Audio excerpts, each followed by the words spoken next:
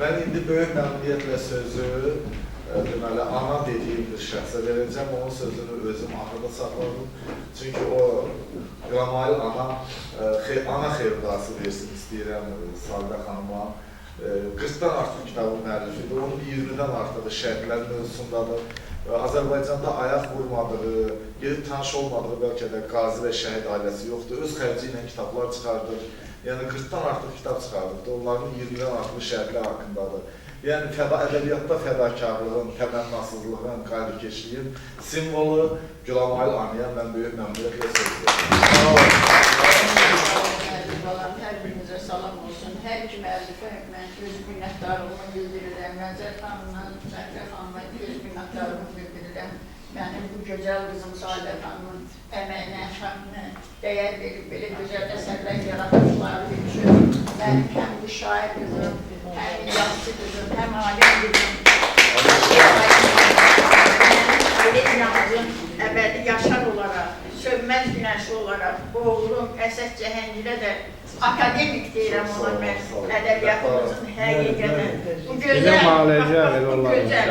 sözləri, sevgi, məhəbbət sözlərinə deyirəm ki, ulduzlar göylərdə, küləklər çöldə, qumrular budaqda məhəbbət görür. Duyğular sinəmdə, qələm əlimdə, sözlərim barakdır, məhəbbət dedi. Mən bugün sevginin isimdən geçdim. O qədər qarşı fikrim, xəyalım, İsralar içində aza bilərəm.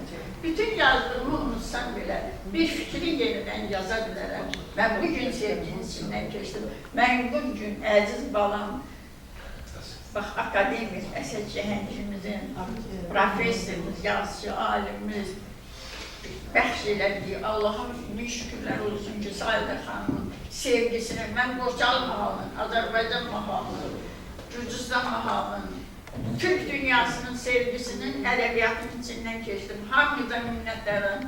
Ən böyük əsərim olan bizim Sabiqə qızımızın özün bilirsən ki, 5 dənə şeirini daisi bütün qırıq şairin içində Özbəkistanda tərcümə olunub, Özbək dilində çap olunub.